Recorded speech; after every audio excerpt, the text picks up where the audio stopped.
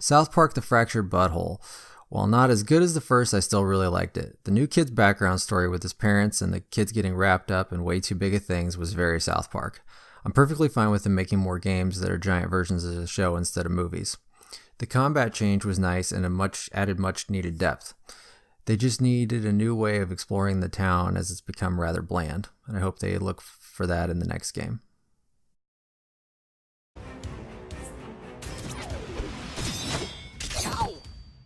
What? Sixth graders can't die. We're immortal. For Fourthy Scum, you guys are kind of scrappy. Yeah. Yeah. Ow. Took that like a champ, Fourthy.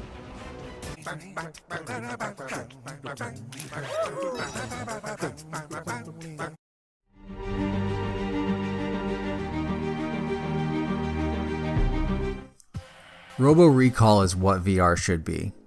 I felt like I was in a movie and was just a complete badass. It felt like the promise of VR from the 90s and made me feel astonished at what I was doing and seeing. I think the game could use a little more variety and length. The movement took a little to get used to, but this is a huge step forward in VR shooters and gives me hope that VR isn't dead.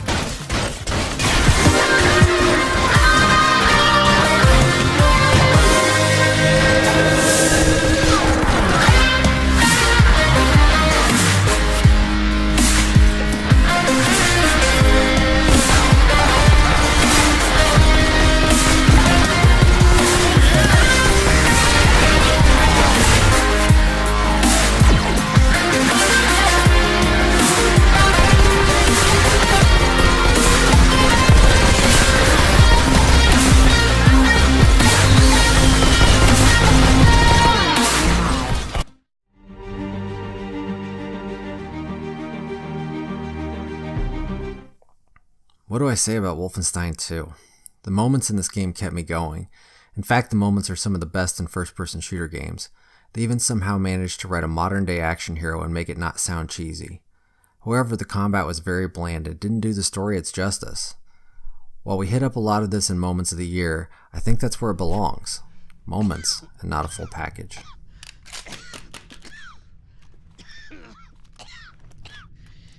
Sie kommen immer wieder. Wölfe im Schafspelz. Konspirierende, lügende, niederträchtige Juden. Ich erkenne sie schon von weitem.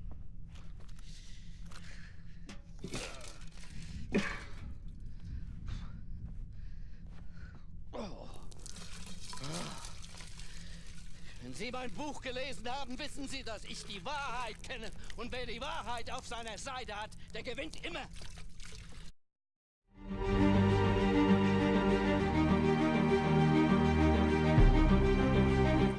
Hellblade's Senua's Sacrifice was a big surprise for me. The visual style is right up my alley. While the story was a bit convoluted having playing it just after watching the new Thor movie and mixed with all the Norse mythology, it made sense to leave a lot of this up to interpretation. The sound design of Hellblade is something all developers should take note of. You can do so many great things with sound alone. Senua's character is one that I won't forget, as you don't see many main characters with deep flaws and mental illness like Senua. This is a game that went under a lot of people's radar and should be something that people check out in early 2018.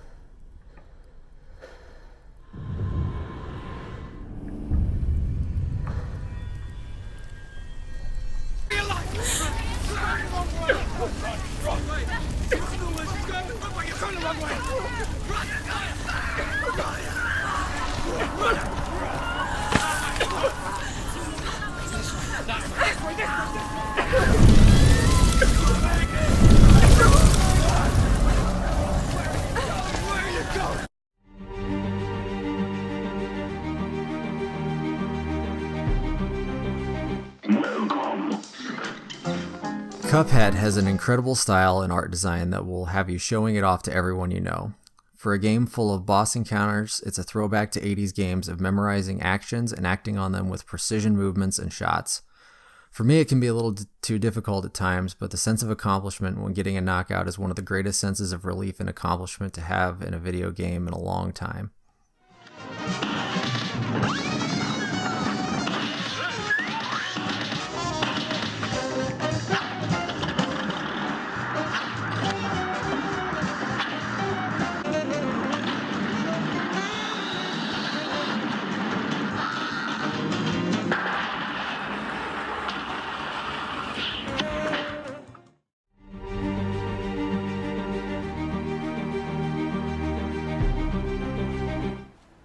Horizon Zero Dawn is a well-told story that may have taken a little too long to get started for some, but the story of Aloy and why the robots are here was really intriguing to me.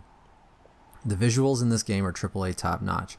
It's still the game that showcases my 4K HDR TV as I show it off to many.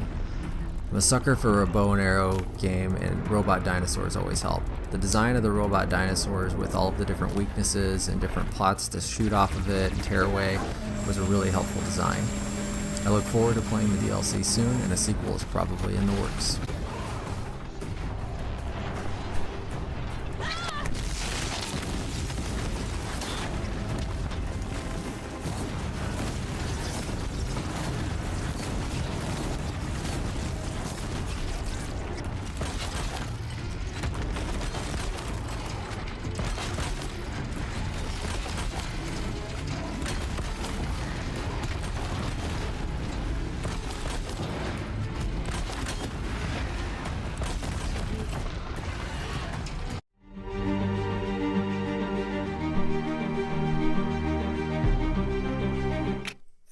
Resident Evil 7 was a big surprise for me. The game took a completely different and very welcoming direction. I really enjoyed the over-the-top horror and completely psychotic family. The creative horror and puzzles were a nice blend of old and new for Resident Evil fans. The last couple of hours left me wishing for more of the first part of the game, but it's still one of the best survival horror games I've played in a long time, and I hope they continue to tell more isolated stories like this in the future.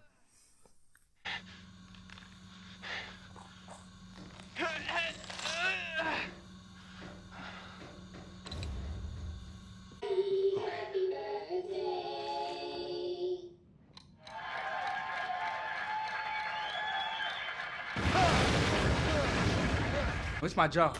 Won't you do your job and tell me? Answer my questions. You're not gonna believe me if I told you. Try me. Hey, put that door back up. Put that door back up. What I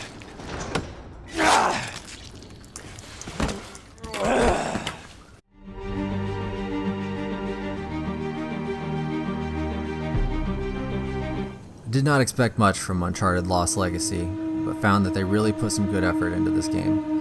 They made an Uncharted game that was properly paced and were able to take two side characters and make them legitimate top heroines. The conversations they had in the Jeep gave meaningful background and depth into their characters and how they ended up where they were. I believe this is one of the best paced action-adventure games of all time, and I think it ranks second in the Uncharted series, only behind Uncharted 2. Oh, God. How? Hey, you're not one to talk about questionable choices, mate. A Sav? And that other one, the trust fund brat?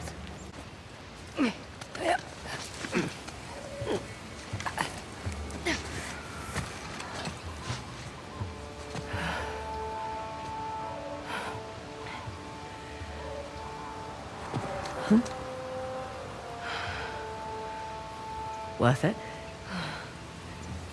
Impressive. Yeah.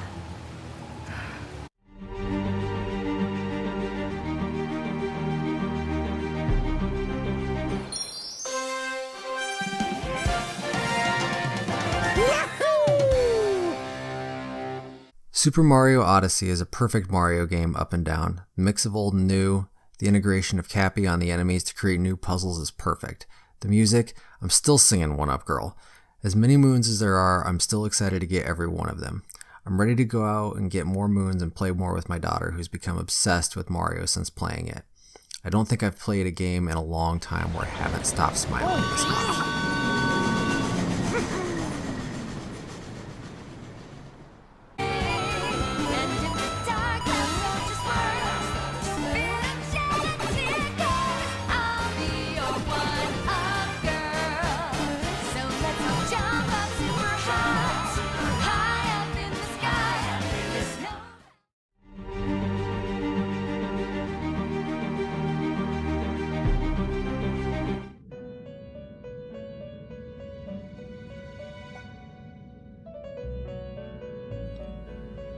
I don't know what else I have left to say about how much I love Persona 5. After never playing a Persona game, I decided to give it a shot and was hooked immediately. The story of Kamoshida made me hate someone so badly that I couldn't put it down.